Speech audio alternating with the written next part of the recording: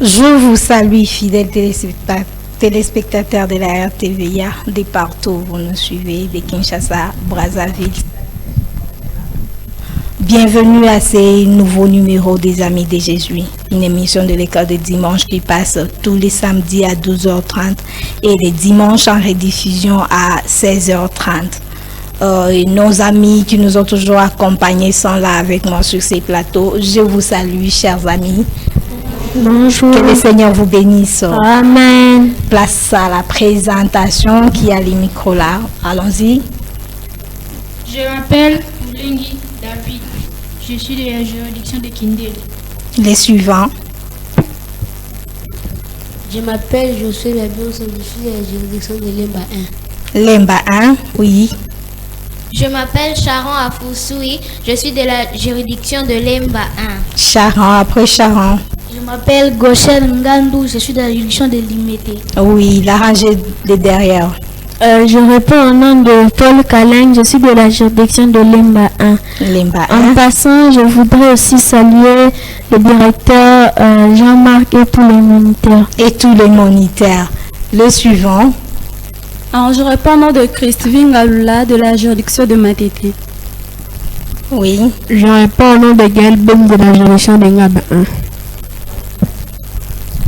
Je réponds au nom de Marc Chembo de la juridiction de Kalamou. Je salue aussi Papa Ben et Maman Kalambay. Nous vous saluons Maman Ben et Papa Ben. Les suivants. Je réponds au nom de Benoît Malokeng et de la juridiction de Bonhommes. Des bonhommes. Je réponds au nom de Dylan Mola de la juridiction de Matete. Oui. Je réponds au nom de Merdi Chibanda. Je suis de la juridiction de Kalamou. Et en passant, je vais saluer aussi Papa Dodo Tamboué et toute sa famille. Nous vous saluons, Papa Dodo Tamboué. Merci sous vos applaudissements. Alors, nous avons toujours entendu parler de l'arche avec l'arche avec Noé, l'arche avec Moïse, l'arche de l'Alliance. Et là, au cours de notre émission d'aujourd'hui, nous allons devoir parler du retour de l'arche de l'Alliance dans les camps. Où est partie l'arche pour qu'elle revienne? Qui l'a emportée?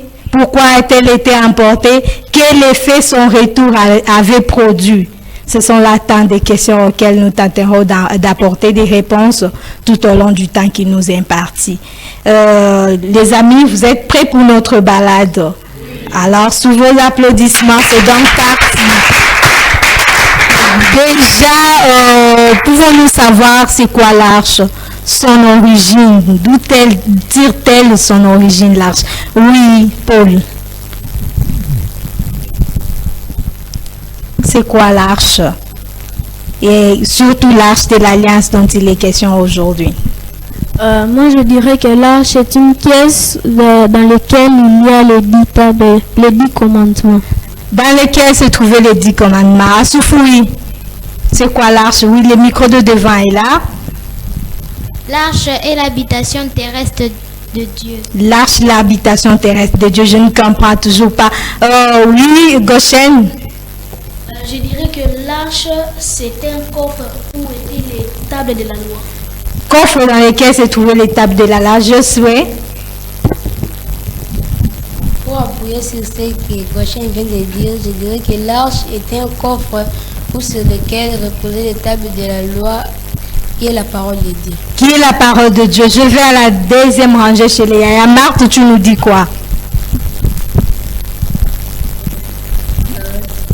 L'arche de l'Alliance, c'est un coffre que les Israélites avaient construit et dans lequel ils avaient mis les tables de la loi qui contenaient les 10 commandements de Dieu. Ok. Merdi.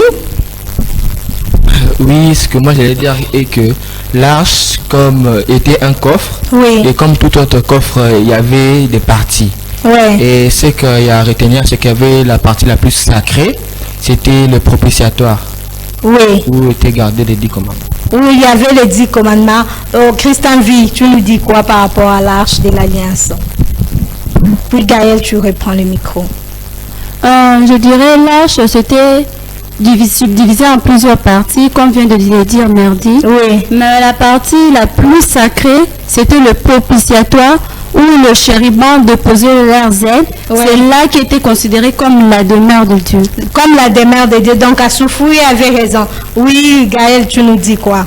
Pour appuyer ce que les amis viennent de dire, je dirais que l'arche était l'habitation ou encore la résidence ou encore la demeure terrestre de Dieu. Demeure terrestre de Dieu. Je vois encore demain devant, nous devons continuer. Merci pour nous continuons. Oui, j'allais dire que ce qui est retenir que les enfants d'Israël, partout où ils allaient, ils se promenaient, ils allaient toujours avec l'arche. Donc, qu'est-ce qu'elle représentait pour que les enfants d'Israël se promènent avec partout où ils allaient? Oui, derrière. Oui. Comme l'arche était la demeure de Dieu, donc l'arche représentait Dieu pour eux. Oui. C'est pour cela partout ils allaient, ils trimballaient toujours avec l'arche. Voilà, ils s'amenaient avec l'arche. De l'autre côté, oui, passez le micro à David. Qui représentait l'arche, oui. David? L'arche représentait Dieu parce que l'Écriture Jean 1 indique qu'au commencement, la parole était Dieu et la parole était avec Dieu. Au commencement était Dieu et la parole était avec Dieu. Comment coller ça avec le fait que l'arche était trimballée partout où ils allaient? Benoît, au Malokenge. Pour appuyer tout ce qu'ils ont dit que oui. L'arche c'était Dieu. Il a dit dans Jean 1.1, il est écrit au commencement était la parole était avec Dieu et la parole était Dieu. Donc la parole c'était Dieu. Donc l'arche il tremblait avec ça parce que c'était l'air Dieu. L'arche était l'air Dieu. Christian Vingalula. Pour compléter ce qu'il vient de dire, ouais. Je dirais que l'arche représentait Dieu parce que l'arche contenait les 10 commandements. Les 10 commandements, c'était la parole de Dieu, comme il est écrit, au commencement était la parole, et la parole était avec Dieu, et la parole était Dieu. Donc l'arche était Dieu parce qu'il contenait la parole de Dieu. Vous pouvez donc acclamer, tout le monde nous certifie que l'arche, oui. Goshen, tu as ajouté, nous continuons. Tu peux parler le micro à Goshen. Je voudrais dire que l'arche était Dieu, était comme une protection pour les Israélites. Ah, c'est comme ça qu'ils devaient s'amener avec partout. Gaël? Pour appuyer ce que les amis viennent de dire, je dirais que comme l'arche représentait Dieu, les enfants d'Israël consultaient Dieu à travers l'arche. Ils consultaient Dieu au travers de l'arche. Et il y a une confusion ou un peu d'éclaircissement. Est-ce la même arche du temps de Noé ou c'était des arches différentes? Assoufouye. Je voulais dire que c'était deux arches différentes. Des arches différentes. Josué, tu es d'accord que Sharon? Sharon, tu peux passer le micro à Josué. Tu es d'accord? Oui, je suis d'accord. C'était pas la même arche. C'était pas la même arche. Qui nous dit mieux, qui n'a pas parlé, qui a longtemps parlé derrière? Passez le micro à Merdi. Oui. Oui, j'allais dire que c'était deux arches différentes. Ouais. Pourquoi? Parce que l'arche de Noé a été construite de manière différente, donc de manière que Dieu, l'instruction que Dieu avait donnée, oui. et avait été construite avec un but spécial qui était de sauver les enfants du déluge. Oui. Tandis que l'arche a été construite pour garder spécialement les tables de la loi. Les tables de la loi. Tu as ajouté, oui, vas-y mon ami, tu es libre. Oui, ce sont des arches différentes parce que l'arche de Noé a été faite pour protéger Noé et sa famille du déluge. Ouais. L'arche dont nous faisons mention, c'est l'arche de l'Alliance. L'arche dont nous faisons mention, c'est l'arche de l'Alliance. Une question qui me passe par la tête pour mieux spécifier cette différence. Qu'est-ce qu'il y avait de spécial avec l'arche de l'Alliance dont il est question aujourd'hui? Paul, qu'est-ce qu'il y avait de si spécial avec l'arche de l'Alliance? Ce qu'il y avait de spécial dans l'arche de l'Alliance, c'est parce que l'arche de l'Alliance gardait les 10 commandements, c'était la parole de Dieu. La parole de Dieu. Gaël, devant toi, tu lui passes le micro. Même à tes côtés, oui. Goshen, vas-y. Après, vous faites parvenir le message à Gaël. L'arche de l'Alliance contenait la parole de Dieu, donc les enfants d'Israël pouvaient consulter Dieu. Au travers de l'arche de l'Alliance. Oui, Gaël, vas-y. Pour argumenter ce que les amis viennent de dire, dans l'arche, il y avait les 10 tables de la loi. Et les 10 tables de la loi, c'était la parole de Dieu. Et partout où les enfants d'Israël partaient, ils tremblaient avec l'arche et ils pouvaient consulter Dieu à travers l'arche. Ngalula, tu nous dis quoi? Alors, je dirais que l'arche de Noé était construite avec les normes de Dieu, mais seule l'arche de l'Alliance était construite avec les normes de Dieu, mais celle-ci était vraiment sacrée. On ne devait pas porter ça par n'importe quelle manière. On devait pas, oui, de l'autre côté.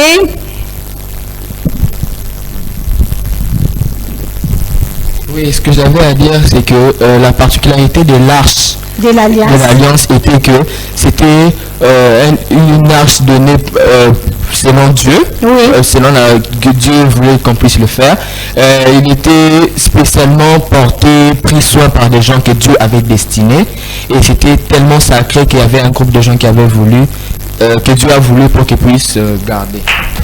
Ah, donc il y avait un groupe de gens qui était mis à part pour garder l'arche. Nous devons continuer à entrer dans les vifs de notre sujet. Nous parlons du retour de l'arche de l'Alliance dans les camps. Où est partie l'arche de l'Alliance pour qu'elle retourne dans les camps? Josué, l'arche de Dieu est partie où? L'arche de Dieu était allée au camp des Philistins. David, toi tu nous dis quoi? Oui, pour appuyer ce que Josué vient de dire, oui, l'arche était partie de les camps des Philistins. L'arche se retrouve dans les camps des Philistins. Paul, tu es d'accord? C'est l'arche d'Israël. C'est pour le peuple d'Israël. Comment elle se retrouve dans les camps des Philistins comme Ce que j'aimerais dire tout d'abord, d'abord les enfants d'Israël avaient péché. Oui. Quand maintenant ils ont péché, Dieu les avait abandonnés, et comme Dieu n'aime pas le péché, il ne peut jamais aussi laisser un péché impuni. Il ne peut jamais laisser le péché impuni. Jusqu'ici, moi, je n'ai pas compris. Je suis en train de chercher où est partie l'arche de Dieu. Marthe. Après, vous faites parvenir les micros à Dylan. Où est l'arche de Dieu, Marthe? Les enfants d'Israël avaient péché, comme Paul l'a dit. Oui. Quand ils avaient péché, Dieu n'était pas content. Ils avaient tellement péché que Dieu n'était pas content. Alors, le jour où ils étaient allés livrer une bataille contre les Philistins, Dieu avait permis à ce que beaucoup des Israélites meurent, et que le combat était tellement fort que beaucoup d'Israélites étaient morts. 30 000 personnes avaient perdu la vie, et l'arche avait été abandonnée par les autres qui étaient. Gaël, tu nous dis quoi? Nous sommes en train de chercher l'arche de Dieu. Où est-elle partie? Où dit elle se retrouve chez les Philistins? La question que je me pose, comment? La sœur Esther, pour certifier ce que les amis viennent de dire, premièrement, l'arche s'est retrouvée dans les camps des Philistins qui étaient les ennemis des enfants d'Israël. Oui. Et maintenant, pour commencer, les enfants d'Israël ont péché. Oui. Et comme Dieu ne laisse pas un péché impuni, il les a abandonnés. Ils sont abandonnés. Et quand ils sont abandonnés, la défaite était leur partage. Dans chaque combat qu'ils combattaient, ils ne faisaient que perdre. Et puis, pour donner un peu ou encore actualiser vis-à-vis de ces sujets-là, je dirais que chaque fois que vous combattez, donc chaque fois que vous commettez un péché, Dieu ne peut pas laisser un péché impuni. Dieu ne laisse pas les péchés impunis. Ça, nous devons le noter. Les enfants d'Israël ont été abandonnés parce qu'ils ont péché. Merdi, tu avais ajouté, je t'ai vu lever la main. Nous sommes en train de chercher où est partie l'arche de Dieu. Pourquoi est-elle partie chez les Philistins? Oui, sœur Esther. Un jour, les enfants d'Israël se sont dit que, comment nous on peut perdre toutes ces batailles ici? Prenons l'arche, et alors avec lui, peut-être il sera une force supplémentaire pour nous. Oui. Et ils sont allés avec l'arche au champ de bataille. Ils ont amené l'arche au champ de bataille. Et nous sommes le jour du bataille, comme Dieu était, et l'arche représentait Dieu. Et je sais que Dieu combat pour les saints. Ça a bien marché ces jours-là. Comme l'arche était à Soufoui. Le micro de la première rangée, oui. Ça a bien marché ces jours-là. Non, ça n'avait pas marché. Comment ça ne marche pas? Parce que l'arche se retrouve dans les cas. Oh oui, Dylan. L'arche est là, comment ça ne peut pas marcher? Non, ça n'avait pas bien marché tant qu'il n'avait pas encore fait la repentance. Il ne s'était pas encore repenti. Josué? Ça n'avait pas marché parce qu'il n'était pas repenti, c'est pourquoi Dieu les avait frappés. Dieu les avait frappés. Qu'est-ce qu'il y a eu ces jours-là? Goshen. Ils ont amené l'arche pour se renforcer. Non, c'est qu'il y a eu environ 30 000 personnes qui étaient tombées ces jours-là où ils ont amené l'arche. Une personne, 2, 3, 4, 5, 1000, 30 000 personnes. Mais ça, c'est grave. Oui, qui nous dit autre chose, Benoît? Je dirais que ça n'avait pas marché parce que ils ne se sont pas repentis devant Dieu. Ils avaient des péchés. C'est pourquoi ça n'avait pas marché. Oh mon Dieu. Ce sera mes frères et même moi. À tes côtés, Merdi, vas-y. Oui, c'est Esther, j'allais dire que tant que nous n'avons pas encore réparé l'erreur que nous avons fait, lorsque nous avons offensé Dieu, qu'on ne s'est pas repenti, rien ne marchera. Et ce jour-là, c'était un jour désastreux. Donc, ils avaient perdu 30 000 hommes et ils ont fui. Ils se sont dit, on ne peut plus rester, on doit fuir et laisser. Ils sont partis, ils ont laissé l'arche. Oh, Gaël, tu as ajouté? Pour ajouter à ce que Merdi vient de dire, premièrement, quand ils ont péché, ils sont allés dans le champ de bataille avec l'arche, croyant que l'arche pouvait faire quelque chose. Mais tant qu'ils ne se sont pas encore repentis, Dieu ne pouvait rien faire. Dieu les avait abandonnés. Et maintenant, comme Dieu n'était plus avec eux, les Philistins les ont battus. Il y a eu beaucoup de morts, comme mon frère Goshen vient de le dire, plus de 30 000 morts. Et par là, ils ont pris fuite, ils sont partis. Moi la bendana. Moi la bendana.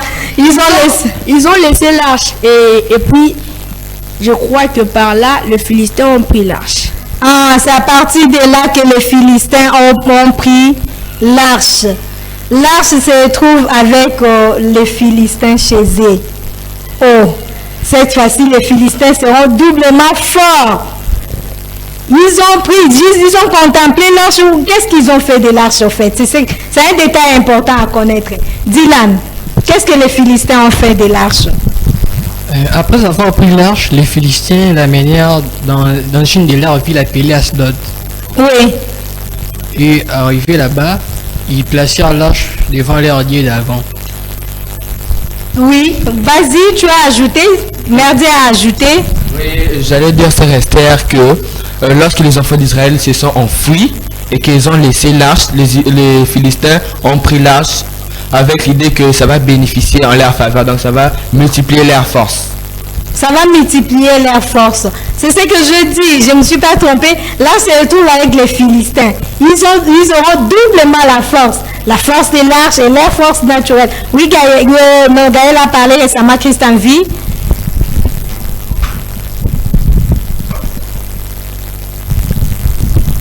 Oui, vas-y. Non, la sœur Esther, c'était vraiment le contraire. C'était le contraire. L'arche chez les enfants d'Israël, c'était une bénédiction pour eux, c'était une force. Oui. Mais chez les Philistins, c'était une malédiction totale. Qu'est-ce qu'il y a eu? Qu'est-ce qu'il y a eu exactement? Oui, Gaël. Et puis tu passes le micro à Marthe. Ils ont amené l'arche dans une ville appelée Asdod, oui, où il y avait le temple de leur dieu Dagon. Et ils ont placé l'arche dans le même temple que leur dieu Dagon. Et le premier jour, quand ils sont revenus, ils ont trouvé leur dieu par terre, mort, écrasé. Et ils se sont posé la question, pourquoi cette arche nous fait du tort? Et par là aussi, sœur Esther, si vous me permettez, je pourrais aussi donner un conseil. Lesquels? Vas-y, si tu le peux, nous devons continuer. Je dirais ceci. Notre Dieu est un Dieu jaloux. Notre Dieu, c'est un Dieu jaloux. Et il est un Dieu jaloux. Laissez-le terminer son idée. Et il ne veut pas que nous puissions le mélanger avec les idoles ou quoi que ce soit. C'est pour cela que je vais dire qu'on puisse garder la parole de Dieu pure. Qu'on garde la parole de Dieu pure, c'est là où vous devriez acclamer. Notre Dieu, c'est un Dieu jaloux. Il n'aime pas de mélange. On doit garder la parole de Dieu pure et sacrée sans mélange. Oui, pour continuer, l'arche de Dieu se retrouve dans les cas de Philistins. Combien de temps on a mis, oui, l'arche a mis chez les Philistins? Marc, oui, vas-y.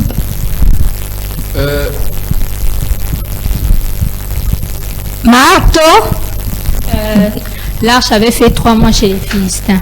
L'arche a fait 3 mois chez les Philistins. Non, je vois l'autre sursauter. Non, passe-lui le micro. Il faut délier les micros. Allez-y, là, la première rangée. L'arche avait demeuré 7 mois chez les Philistins. Pendant les 7 mois, qu'est-ce qu'il y a eu? Si on n'a pas le non, tu viens de répondre, je vais passer le micro à Paul. Je dirais que pendant les 7 mois, il y a eu une érosion d'hémorroïdes. D'hémorroïdes, oui. Merci.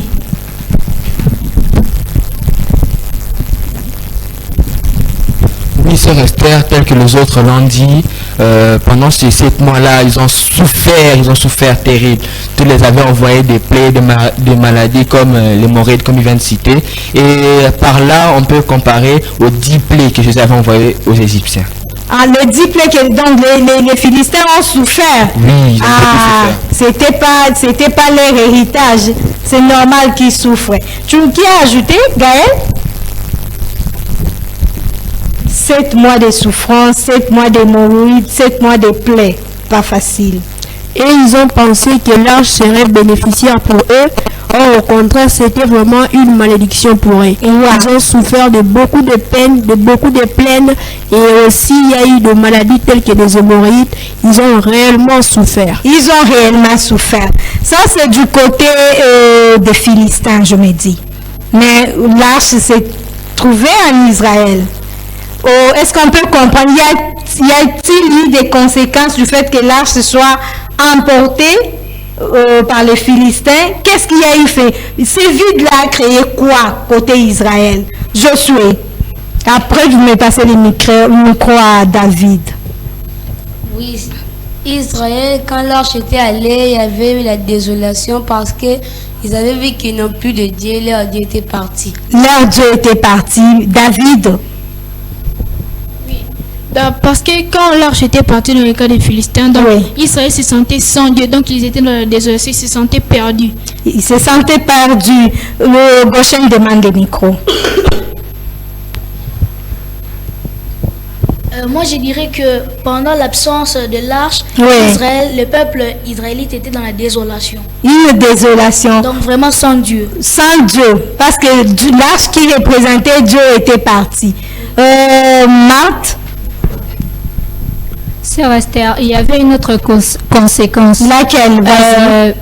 Le sacrificateur Élie, le jour où on lui a annoncé la nouvelle, il était tellement stressé que il s'est senti, il s'est évanoui sur son siège. Et puis en s'évanouissant, il s'est tordu la nuque. Il s'est cassé la nuque et puis sur le coup, il était mort. Sur le coup, il était mort. Ça commence à faire peur cette histoire de l'arche. Oui, Dylan? Je voudrais ajouter comme conséquence, il y avait la belle-fille du sacrificateur Élie, la femme de Fini, qui était enceinte. En attendant cette nouvelle, directement, il y a eu les douleurs de l'enfantement. Il enfantait avec douleur, donc elle était à l'agonie. Oui. Les femmes sages lui dirent, sois courage, était un garçon. Mais il se voyait qu'elle allait mourir. Elle donna à son fils le nom de Ichabod, qui signifie la gloire est bannie d'Israël. Ils dirent cela parce que l'arche était prise d'Israël.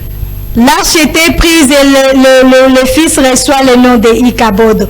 Oui, Gaël, franchement, ça commence un peu à faire peur, cette histoire de l'arche. Vas-y, oui, nous sommes en train de parler des conséquences à Pour compléter à ce que les amis ont dit, l'absence de l'arche dans le camp d'Israël, c'était vraiment terrible. Oui. Parce qu'il y a eu des morts, il y a eu des accouchements forcés, je dirais. Accouchements forcés. Il y a eu aussi beaucoup de peine en Israël.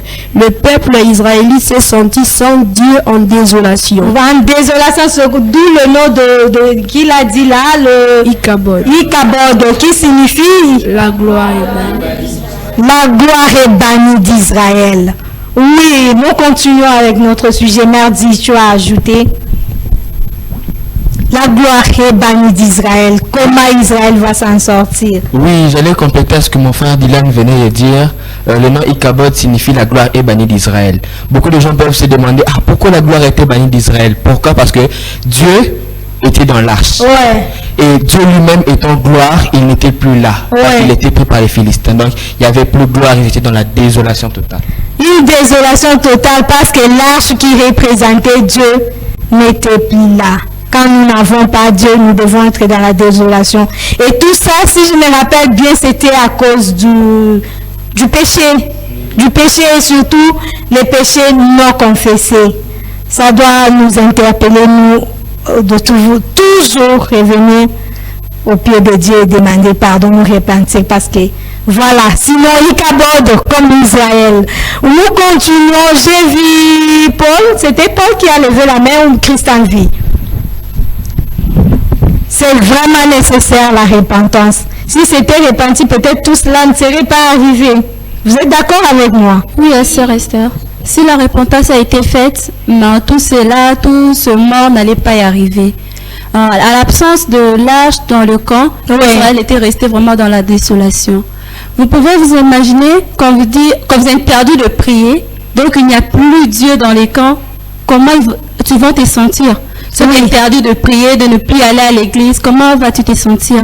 C'était la même chose pour les Israélites. Il n'y avait plus Dieu, ils ne savaient plus quoi faire parce que l'arche, c'était dans l'arche qu'il allait consulter Dieu. Donc Dieu n'était pas là. Où est-ce qu'ils vont alors encore consulter Dieu? Donc Dieu combattait pour eux, mais Dieu n'est plus là. Donc ils étaient restés dans la désolation. Je comprends vraiment, une désolation totale parce que oui, allez-y acclamer, soyez libre quand il faut acclamer pour la gloire de Dieu, pour un ami qui a bien répondu, ça encourage toujours. Ça encourage toujours. L'arche est partie, Ichabod en Israël. Israël est resté dans un vide profond. Il n'y a plus Dieu à qui se référer quand ils ont un problème. L'arche se retrouve du côté des Philistins. C'est ça, non? Et finalement, après avoir subi toutes ces plaies, quelle était la résolution qu'ils ont prise? Sharon, passez le micro à Sharon. Ils ont pris la décision de ramener l'arche en Israël. Ils ont pris la décision de ramener l'arche en Israël. Parce que ils en avaient marre. Plaie aujourd'hui, plaie demain, plaie. Oui, Josué. Pour compléter ce que Sharon avait dit, ils avaient pris la décision de ramener l'arche en Israël parce qu'il y avait beaucoup de plaies qui les frappaient. Ils en avaient marre. Oui, David, passe le micro à David. Oui, ils ont eu assez vraiment de tous ces plaies. Ils ont vraiment dit trop c'est trop. Vraiment, on doit remettre cette tâche des Israélites. Parce que si on continue comme ça, nous serons frappés du matin au soir. Nous serons frappés du matin au soir et pour ces frappes, que l'arche retourne en Israël. Qu'est-ce qu'ils ont fait mardi? Oui, ils se sont dit que non, on doit renvoyer l'arche. Oui. Et puis ils avaient renvoyé l'arche à Beth-Shemek, donc la ville de Josué, là où c'était arrivé. Oui, Gaël, tu as ajouté, ils résolvent de faire entrer l'arche. Ils ont amené l'arche dans l'une des villes d'Israël qui s'appelait Beth-Shemek, la ville de Josué. La ville de Josué. Mais l'ont-ils fait seul? C'était pas leur héritage. Normalement, ils ne savaient pas comment ça marchait. C'était pas facile. On va voir la suite de notre émission. C'était pas facile, l'immense affaire de toucher à l'arche. Comment ils ont fait? Oui, Christian V. Ils avaient fait appel à des sacrificateurs israélites. Ils les avaient montré des normes, comment faire au feu de sacrifice et tout le loi, ils ont appris et ils ont fait tout cela et ça marchait. Ils ont pris l'arche, ils l'ont ramené à Beth-Shemek, l'une des villes d'Israël. L'une des villes d'Israël. Je me dis, Israël était maintenant content parce que l'arche est revenue, la bénédiction est revenue, la présence de Dieu est revenue. Fini l'affaire. On n'a plus de soucis. Oui, de l'autre côté, tu as parlé récemment. Oui, donnez-lui les micros. Oui, prends même celui-là.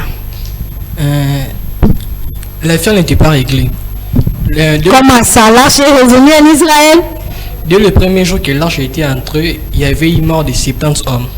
Comment encore? Mort d'homme, plaie. Gaël. Bien sûr que oui, l'arche était revenue en Israël, mais l'arche n'était pas revenue dans sa place où l'arche devait rester. L'arche n'est pas revenue à sa place. Oui, tu dis quoi, Sharon? L'arche était revenue, mais il n'était pas à sa place appropriée. Ah, l'arche n'était pas à sa place appropriée. En passant, la place appropriée de l'arche était où? Passe à tes côtés, Josué. La place appropriée de l'arche était à Jérusalem. La place appropriée de l'arche était à Jérusalem. Paul, l'arche revient dans la ville de Josué. Dès le premier jour, les gens sont frappés. Quelle est la suite? Après avoir vu que l'arche était revenue, ils étaient contents normalement parce que ils ont vu, on a vu cela il y a très longtemps. Ils ont vu cela, ils sont réjouis. Mais malgré cela, le même jour, il y avait 70 personnes qui étaient mortes. 70 personnes. Le mort commence à tomber. Oui. Berdi? Oui, sœur Esther, après qu'ils ont vu tout ça, ils se sont dit que non, ça va pas.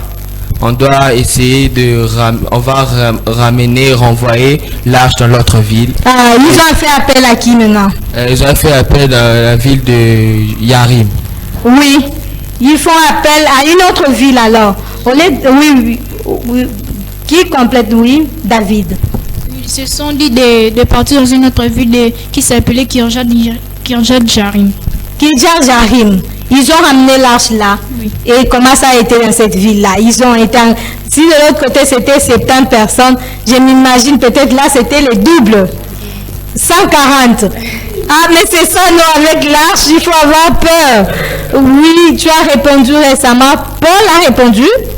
Oui, Paul, après tu prends le micro alors. Ils avaient amené ça à Kirjat Jarim, précisément chez Abinadab. Oui, Dieu a encore frappé. Non, là-bas c'était plutôt le contraire. Là-bas Dieu les avait bénis. Ah, comment Dieu les bénit encore un peu dans Gaël, comment c'est normal? Les deux villes, c'était des villes d'Israël. Vous êtes d'accord avec moi? Oui. Mais comment dans une ville Dieu devient injuste? Dans une ville, ça n'a pas marché et dans l'autre ville, ça marche. Pourquoi cette différence? Pour compléter à ce que Paul vient de dire, quand ils ont vu mort d'homme, ils se sont décidés d'amener l'arche dans une ville appelée Kirjat Jarim. Ouais. Et quand ils ont amené l'arche là-bas, précisément dans la maison du Lévite appelé Abinadab. Abinadab était un Lévite, celui qui avait il était ordonné d'entretenir l'arche. C'est pour cela là-bas chez lui ça marchait. Il n'y a pas eu mort d'homme, il n'y a pas eu beaucoup de conséquences. Et au contraire, il a été béni. Il a été béni. Acclamez l'arche. L'arche ne fait que tuer. L'arche ne fait que frapper. Quand une des personnes est bénie par la présence de l'arche, alors nous disons merci Seigneur. Nous devons acclamer. Oui, vas-y, merci. Oui, sœur Esther, après que l'arche est arrivée chez Abinadab, ça a passé de temps là-bas, plusieurs temps sont passés, jusqu'à ce que ça arrive au temps de David. Oh oui, l'arche arrive déjà au temps de David. Et durant tous ces temps, l'arche se retrouvait toujours chez Abinadab. Oui, quelqu'un a ajouté, avant qu'on passe, nous retrouvons, nous allons prendre notre vol aussi, comme notre balade est longue. Nous allons arriver jusqu'au temps de David. Mais avant d'y arriver, quelqu'un a ajouté, oui, vas-y. Ah oui, la sœur Esther, l'arche a demeuré très longtemps chez Abinadab, à qui Dieu avait béni.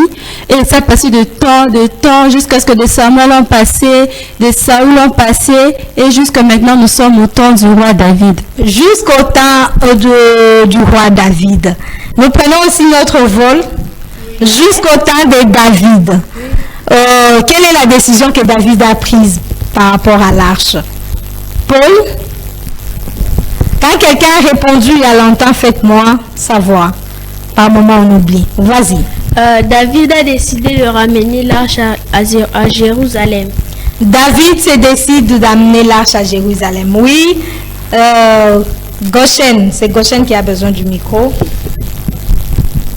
Ce que je voulais compléter, c'est que mon frère Paul a dit, David a décidé de ramener l'arche à Jérusalem et il a consulté son assemblée. Ah, David se propose de ramener l'arche à Jérusalem. Et il va voir son assemblée qui a soutenu. Oui, tu nous dis quoi, Christian V? David avait eu l'initiative de ramener l'arche à Jérusalem. Et donc, il avait vu son assemblée, ils étaient d'accord parce que ça fait déjà de longues années qu'ils n'ont pas vu l'arche. Ça fait de longues années, oui, Gaël, qui n'ont pas vu l'arche. Pour ajouter à ce que Christophe vient de dire, l'arche a trop traîné dehors. Et David s'est décidé de ramener l'arche en Israël, précisément à Jérusalem. Et par là, il a consulté son peuple ainsi que le chef et le gouverneur. Tous se sont mis d'accord de ramener l'arche. Tous se sont d'accord pour ramener l'arche. Je me dis comment David procède. Il prend la décision, oui, c'est très bien, mais comment va-t-il procéder? Josué, comment David procède-t-il? David avait consulté le peuple et il a consulté aussi son assemblée pour se décider comment ramener l'arche. David va consulter son assemblée. David, toi-même, tu dis quoi de toi comme c'est ton nom?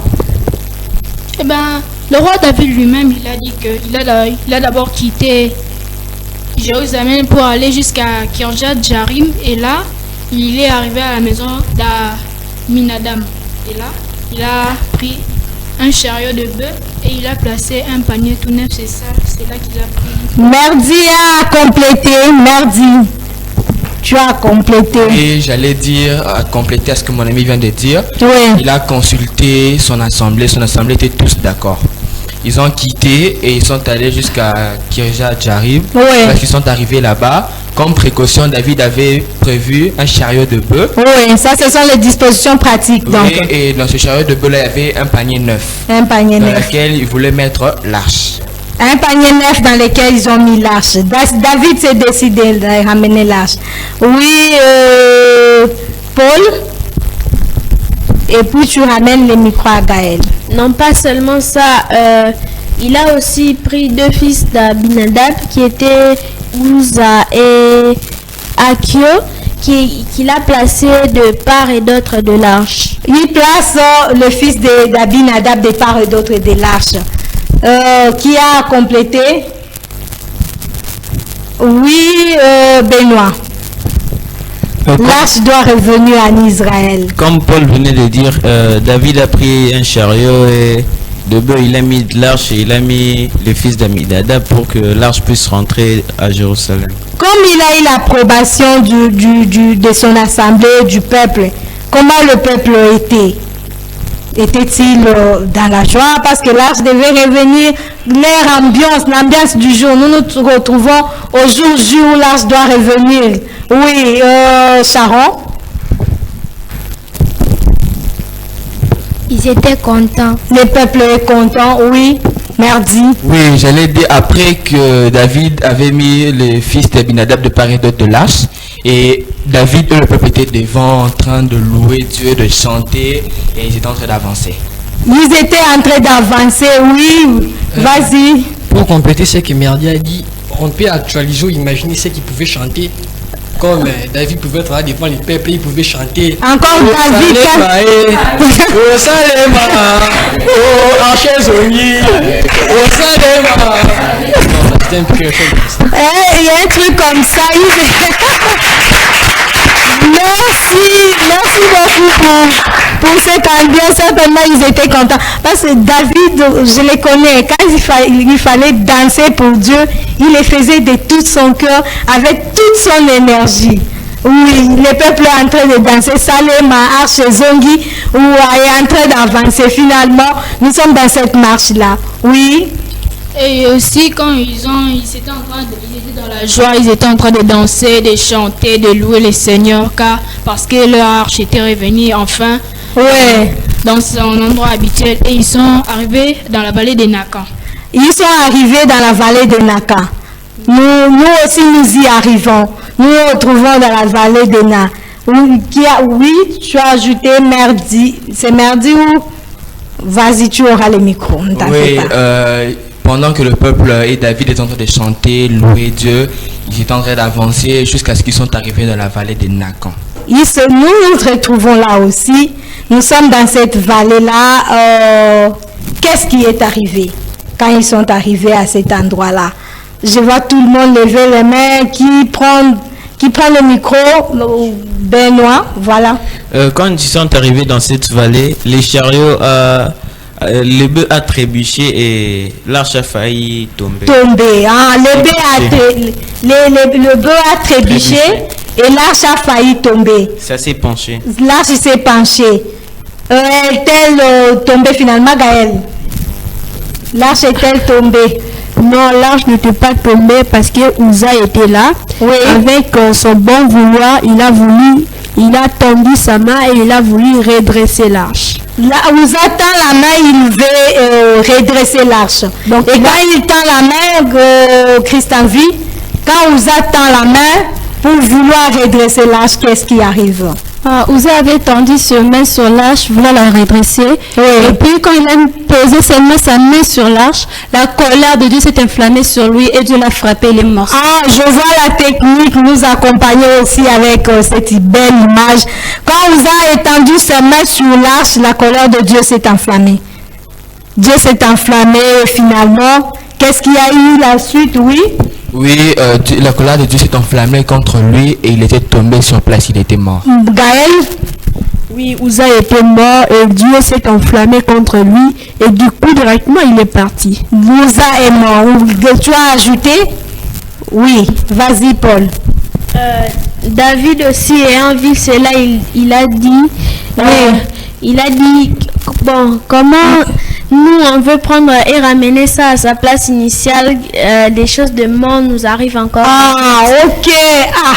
Comme il y a une mort d'homme, nous rappelons à nos fidèles téléspectateurs que notre émission est à téléphone ouvert. Vous pouvez déjà nous appeler, nous allons prendre des questions aux enfants, votre appréciation. Les questions les concerneront. Quel est le sujet du jour? Merci. Nous sommes en train de parler de Uza qui vient de tomber mort. Dieu le frappe. Pauvre Uza. Son intention était-elle mauvaise? Vouloir redresser l'arche.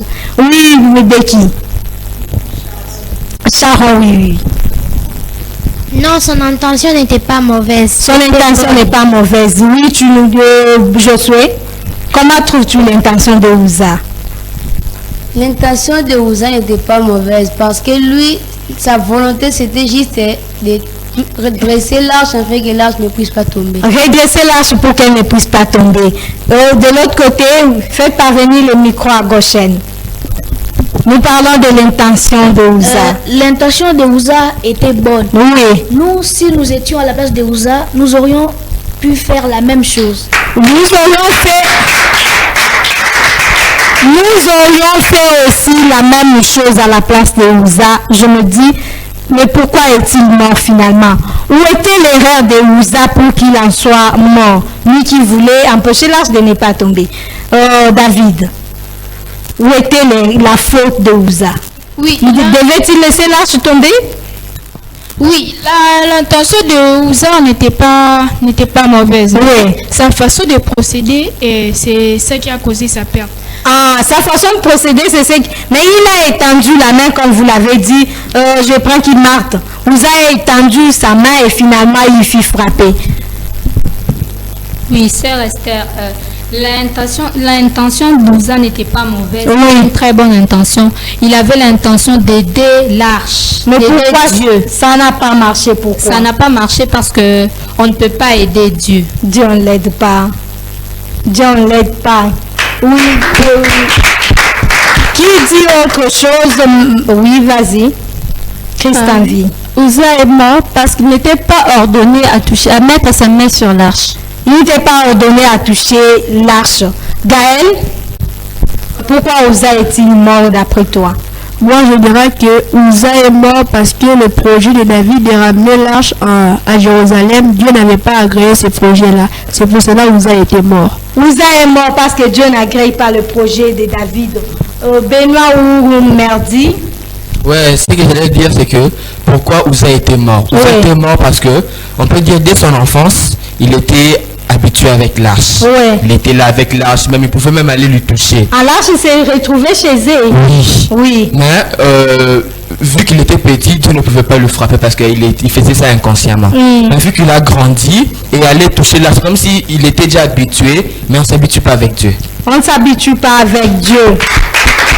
On ne s'habitue pas avec Dieu. Fidèles téléspectateurs, ce sont là les conseils de nos amis. Dieu est Dieu, on ne s'habitue jamais avec lui. Jamais avec lui. Il change de forme. Hein. On ne s'habitue. Oui, vas-y Gaël. Une autre erreur de la part de Uza, il a voulu prendre la place des Lévites.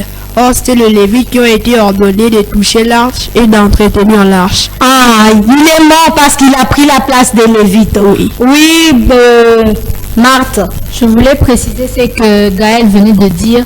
Il était un Lévite, mais celui qui devait s'occuper de l'arche, c'était un Lévite consacré. Ah, lui n'était pas encore consacré à ça.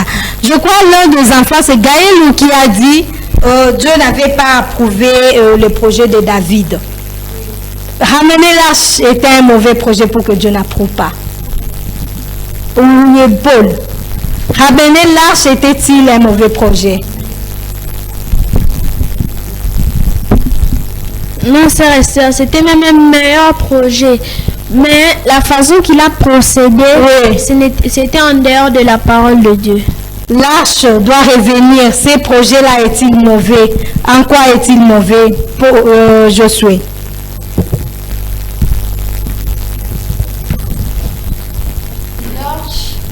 Tu peux utiliser ton micro. David, pour le moment, n'avait pas une mauvaise idée parce que c'était une meilleure idée d'amener l'arche à sa place là où se trouvait à Jérusalem. Ouais. Mais sa manière d'agir qui avait fait que Dieu ne puisse pas agréer son projet. Oui, Christian V, toi tu nous dis quoi? Je dirais l'idée de David, c'était vraiment super. C'était une meilleure idée de ramener l'arche à sa place. Mais sa manière dont il a procédé, Dieu n'avait pas aimé ça. Dieu n'a pas aimé. Bon, rentrons un peu dans cette histoire avec David. Décelons un peu les erreurs que David a commises pour que finalement le projet n'aboutisse pas et qu'il y ait mort d'homme. Quelles sont les erreurs que David a commises? Oui, Merdi, prends le micro en premier. Nous sommes en train de parler du retour de l'arche de l'Alliance dans les camps d'Israël. Oui, il y a eu mort d'homme. Pourquoi il y a mort d'homme? Tu nous dis quoi, Merdi? Oui, sœur Esther. Pourquoi les erreurs de David étaient quoi? David, lorsqu'il a eu cette bonne idée, cette révélation, normalement il devait aller en ce temps-là voir le prophète Nathan. Parce que si on se réfère à la Bible, Amos 3,7 dit, Dieu ne fait rien sans révéler son secret à ses serviteurs, les prophètes. Lui, au lieu d'aller consulter, voir, demander au prophète Nathan si c'était la volonté de Dieu, il est allé consulter son assemblée. Et c'était ça son erreur. Ah, donc David a consulté.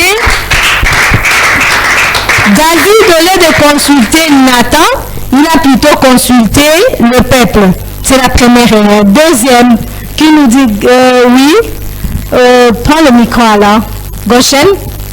Je voudrais ajouter que David est sorti de sa position de roi pour prendre la place du prophète Nathan. Comment ça? Comment David prend la place de Nathan? Oui, vas-y, Christian V. Ah oui, la sœur Esther, bien que David avait eu la révélation, c'était bon, mais il fallait qu'il puisse aller consulter le prophète Nathan, parce que, comme Merdi vient de le dire, Dieu ne fait rien sans avoir révélé son secret à ce serviteur, le prophète. Donc la révélation devait venir par Nathan, le prophète. Donc c'était une erreur que la révélation soit venue par David, c'était une erreur. Oui. Et bien qu'il a reçu aussi la révélation, il allait aller voir, consulter le prophète Nathan pour en connaître la volonté. Gaël, tu nous dis quoi pour passer, pour argumenter ce que Christian vient de dire. de la base déjà, Dieu n'était pas là. Dieu n'était pas là. Pourquoi? Parce que David, premièrement, au lieu de consulter le prophète Nathan, qui était la bouche autorisée de Dieu dans ces temps-là, David a préféré consulter son assemblée. Okay. Et après, cela n'a pas été bénéficiaire pour le retour de l'arche dans les camps. Vraiment. Merdi. Oui, c'est resté à les réponses que mes amis viennent de donner étaient vraiment bonnes. Mais juste pour mettre en bref, et que David a essayé de rendre un service à Dieu en dehors de sa volonté. David a essayé de rendre un service à Dieu, mais en dehors de sa volonté. Y a-t-il autre chose à signaler avant qu'on passe pour cheater? Nous sommes déjà en train de cheater. Oui, Paul. Je voudrais aussi ajouter que ce n'était pas vraiment une révélation que Dieu l'avait donnée directement. Il s'est fait une idée, bien que ça soit une bonne idée, mais ça ne venait pas tout de Dieu. Ça ne venait pas de Dieu. Gaël, oui. Normalement, selon la parole de Dieu, l'arche devait être portée par les Lévites et sur leurs épaules. Mais David s'est confié à un chariot de bœuf et un panier neuf. Et cela a produit ce qui n'était pas bon. Ah, cela a produit ce qui n'était pas bon. Oui, tu parles et tu conclus avec les erreurs de David. Pour conclure tous les erreurs de David, je dirais que David a confié donc la responsabilité de prendre soin de l'arche à Uza et son frère Akiu. L'arche c'était les Lévites qui étaient consacrés à prendre soin de l'arche, mais c'était pas Uza et Akiu que David avait confié. C'est pour cela que Uza était mort. C'est pour cela même que Uza était mort. Et finalement, il y a eu mort d'homme. La suite, c'est quoi? L'arche était-elle restée abandonnée là-bas? Ou quelle était la dernière résolution qu'on a prise à propos de l'arche? Sharon? Quand David l'a vu, il a dit non, comme c'est comme ça, on laisse d'abord celui qui va prendre l'arche qu'il prenne. Ah, c'est lui qui veut prendre l'arche qu'il prenne. Donc David aussi a abandonné. Oui, Merdi. Oui, pour soutenir un peu ce que ma soeur venait de dire, et que après que David a vu cette scène, il a senti une frayeur en lui. Il s'est dit, ah, ça recommence encore. Il a abandonné l'arche et il est reparti. Il est reparti. L'arche est-elle restée abandonnée là, Gaël?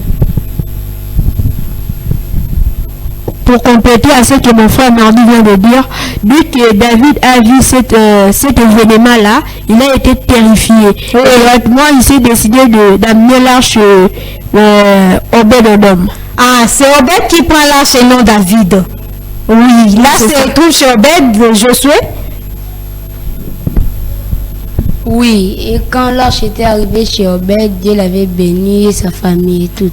Dieu a béni encore Obed et toute sa famille. Tu es d'accord, Merdi, et nous sommes déjà en train de chuter. Oui, c'est resté, je suis d'accord avec ce qu'il vient de dire. Et que vu que les nouvelles se propagent rapidement, c'est arrivé dans les oreilles de David. Il a entendu, ah, l'arche est encore en train de bénir chez Obed-Edom. Il s'est dit que non, je dois récupérer et faire redevenir l'arche. Et cette fois-ci-là, il avait fait ça par les bonnes procédures. Il a bien avancé, s'était retourné. Simplement. Ah, donc au finish de l'histoire, David s'est résolu de prendre l'arche chez Obed pour la ramener à Jérusalem. Quel conseil ou quelle leçon pouvons-nous tirer de cette leçon? Et ça, c'est le dernier mot déjà. Oui. Vous passez le micro à Goshen. Comme première leçon à tirer est que comme l'arche était chez Obed-Edom, Obed-Edom était béni. Oui. Nous aussi, nous devons avoir la parole de Dieu et nous serons aussi bénis. Nous serons aussi bénis. Vous pouvez acclamer comme dernier mot, tu dis quoi, Sharon?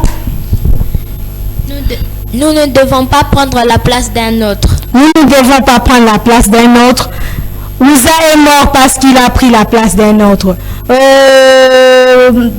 Benoît, tu dis quoi comme mot dernier? Je dirais que avant de faire toute chose, il faut d'abord consulter la volonté de Dieu. Il faut toujours consulter la volonté de Dieu. David, toi-même les concerné, quelle leçon tu tires de ces récits? Oui, ce que moi je voulais ajouter, c'est que quand nous connaissons déjà la volonté de Dieu, ne cherchons pas à chercher une seconde volonté. Une seconde volonté. Donc nous devons accomplir la première volonté de Dieu. Gaël? Le seul conseil que je peux donner est que chacun puisse rester dans sa place et alors Dieu va nous bénir et ça sera aussi une bénédiction dans les corps mystiques du Seigneur Jésus-Christ. Les appels sont en train de passer, mais on dirait qu'il y a un problème technique, nous ne comprenons pas. Nous avons aussi chuté, on ne sait pas prendre un appel. Oui, mardi, tu conclus notre mission. Oui, frère Esther, je vais encore appuyer ce que mon frère vient de dire. Oui. Que chacun reste à sa place. Que chacun reste à sa place. Toi, prédicateur, reste à ta place de prédicateur. Oui. Commerçant, reste à ta place. Même que tu sois gardien de but, n'essaie pas de prendre la place d'un autre, sinon ça ne va pas marcher. Sinon ça ne va pas marcher. Magnifique conseil de nos enfants. Que chacun reste à sa place pour ne pas se créer des problèmes. Si chacun reste à sa place et fait, c'est pourquoi Dieu l'a appelé, il n'y aura pas de problème. Parce que nous devons aussi savoir qu'au dernier jour, chacun rendra compte de ce pourquoi Dieu l'avait appelé. Donc, que papa soit à sa place, que le commerçant soit à sa place, que le prédicateur soit à sa place, il y aura de l'ordre dans les camps. Vous nous avez suivis de partout, que Dieu vous bénisse. Et si vous avez aimé nos images, disons tous merci à l'ADG Bob Barouti qui coordonne tout à la RTVA. Disons aussi merci à toute la grande équipe technique qui a travaillé avec nous. Christian Kazadi était à la régie. Frère Mabanza était là derrière le caméra. Merci chers amis d'être venus et merci à vous à la maison de nous avoir suivis. Que Dieu bénisse toutes les corps de dimanche. Là nous pensons à notre surintendant, Papa Jamar Kibeke. Merci à Maman Christine, à Papa Ben. Et au prochain numéro, shalom. Shalom.